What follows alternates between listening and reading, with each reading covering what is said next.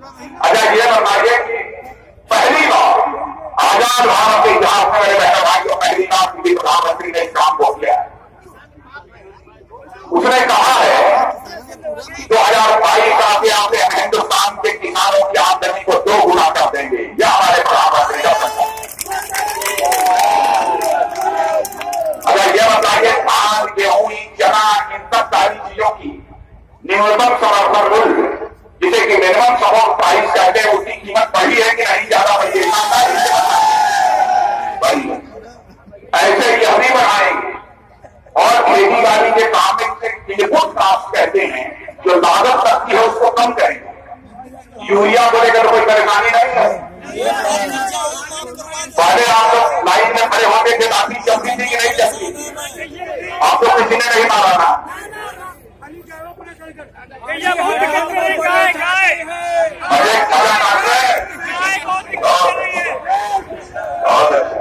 ऐसे दोस्तों से कहूंगा देखिए ऐसी कोई पब्लिक बड़ी नहीं देखी होगी जिसमें खड़े होकर लोग कहेंगे बजे काट रहे हैं।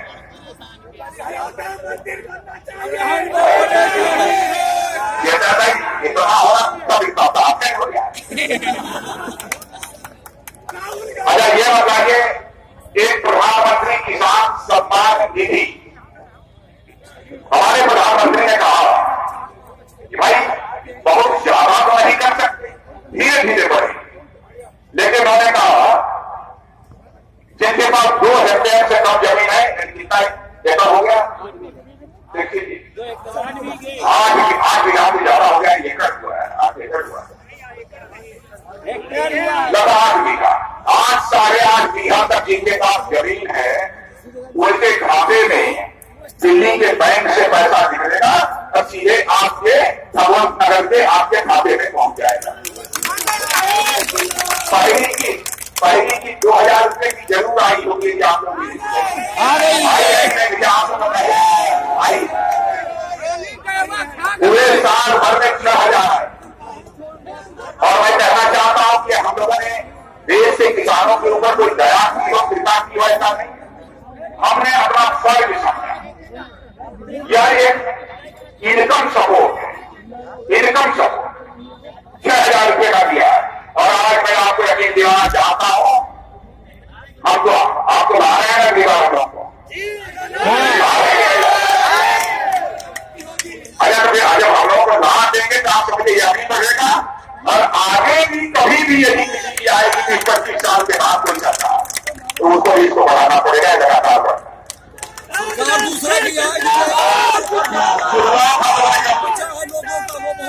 शुरुआत हम लोगों ने कर दी।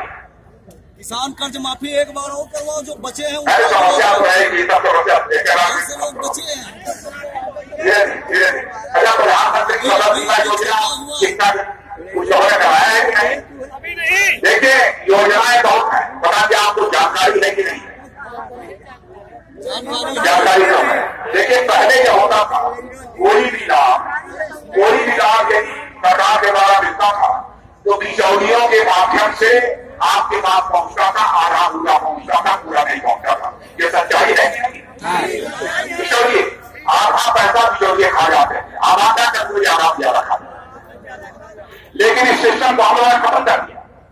प्रधानमंत्री जनधन योजना के अंतर्गत जो आप लोगों ने खाते खोल दिए तो उसका परिणाम यह हुआ जब दिल्ली के बैंक से पैसा निकलता है और सीधे आपके खाते में पहुंच जाता है बिचौलियों की जैसे।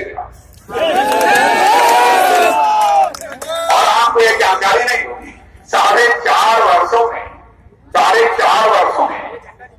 1 लाख याद सुनिएगा, याद रखिए हम लोगों ने जो बैंक से सीधे पैसा आपके बैंक में खाते में डालना शुरू किया है उससे इस देश की कितनी बचत हुई है, इस देश का कितना कल्याण हुआ है।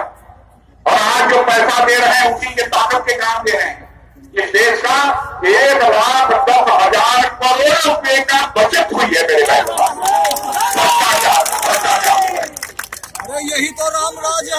और इसमें और आगे सौंपा है, भ्रष्टाचार कम हो जाए, ऐसे कई कदम किसान कर्ज माफी रिजर्वेशन करा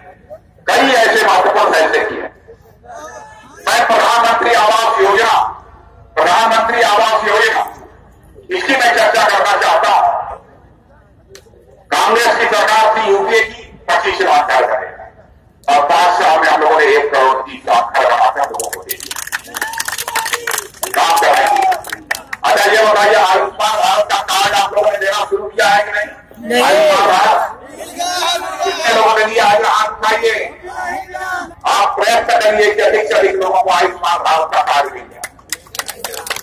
आपको मैं बताना चाहता हूं आयुष्मान भारत कार्ड की अहमियत क्या है। कोई भी गरीब, कोई भी मध्यम वर्गीय बीमार पड़ जाता है, 1350 बीमारियों में से कोई एक बीमारी, तो बहनों भाइयों उसे यह चिंता होती है कि हम अपने बेटे का इलाज कैसे करें, अपने पत्नी का इलाज कैसे करें, अपने भाई का इलाज कैसे करें। पड़ोसियों से घूम घूम के पैसा मांगता है, फिर भी उतना पैसा भी इलाज कराने के लिए पर्याप्त नहीं होता। और मैं देखता हूं कि बड़े बड़े परिवार कभी कभी घर के किसी सदस्य का इलाज कराने में ही गरीबी रेखा के नीचे चले जाते।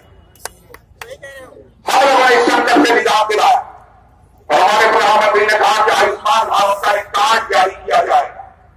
यह कार्ड लेकर चाहे सरकारी अस्पताल हो चाहे प्राइवेट अस्पताल हो, कुछ अस्पताल तय किए गए, उसमें आप जाएंगे तो हर साल 5 लाख रुपए का मुफ्त इलाज मेरे बहनों भाइयों किया जाएगा। यह है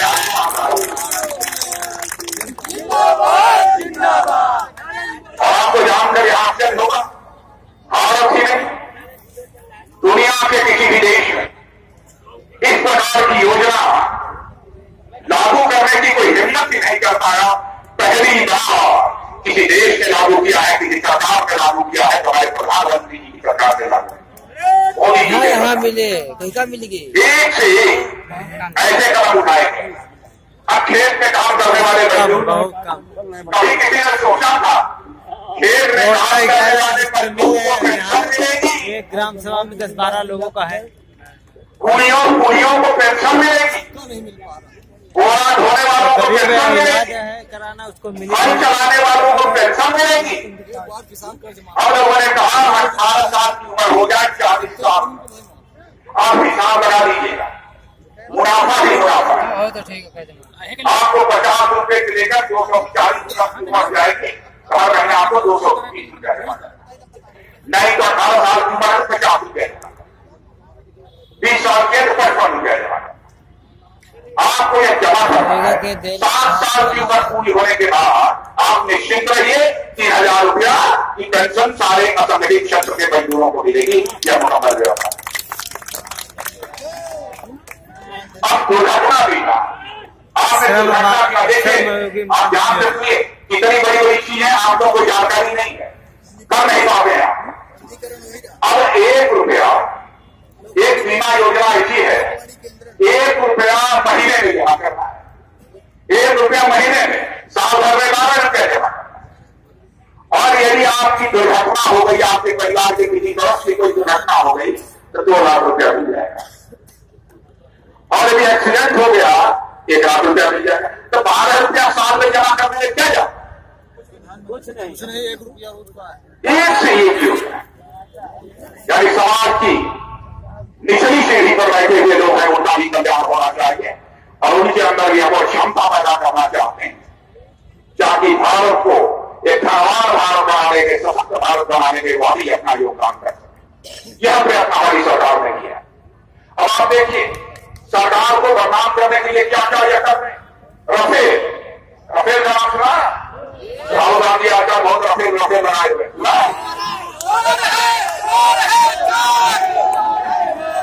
रफेल। अब आप यह बताइए 30 साल हो गए, 30 साल हो गए और इस कांग्रेस की हुकूमत में इन 30 सालों में एक भी नेक्स्ट जनरेशन यानी नई जनरेशन का, नई पीढ़ी का प्रेम जो खरीदना चाहिए आज तक नहीं, वो कांग्रेस ने नहीं खरीदा।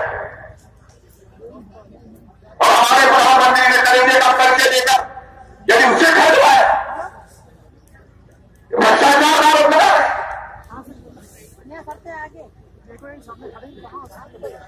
और बहनों भाइयों कुछ लोग फाइल फोटो सेट करा के इधर उधर ले गए तो कहा कि फाइल छुड़ा दे। बहनों भाइयों मैं आपको यकीन दिलाना चाहता हूं यह ऐसी वैसी सरकार नहीं है। मैं आपको भगवान जी आपको याद दिला देना चाहता हूं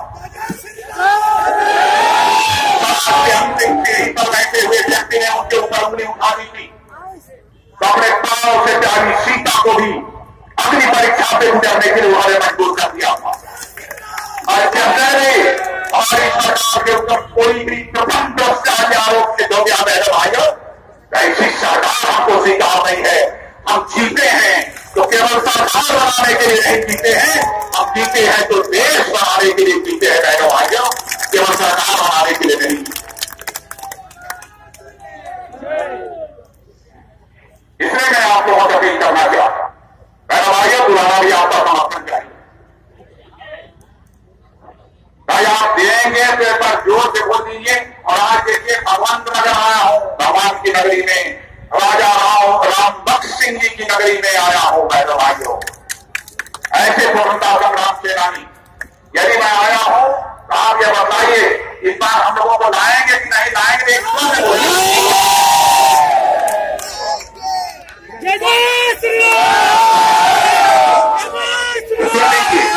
लीजिए, यदि लाएंगे तो भारत को केवल हम सुपर पावर ही नहीं लाएंगे, भारत को एक महाशक्ति नहीं बनाएंगे, हम भारत को तो विश्व गुरु के पद पर आसीन करेंगे बहनों भाइयों। विश्व गुरु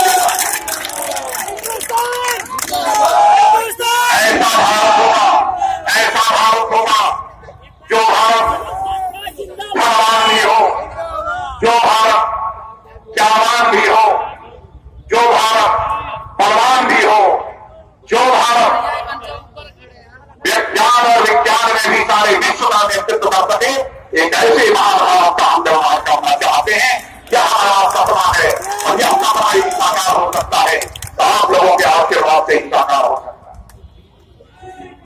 और इसलिए आज के अवसर पर ज्यादा कुछ न कहते हुए आप लोगों ने, हमारे विधायकों ने, हमारे पार्टी अध्यक्ष ने, प्रत्याशी जी ने और सारे लोगों ने, जिला पंचायत अध्यक्ष हैं अंगिका जी, पंकज जी, प्रदेश कुमार रावत, अम्बा राशिवाकर, अनिल सिंह, कहां लगे और से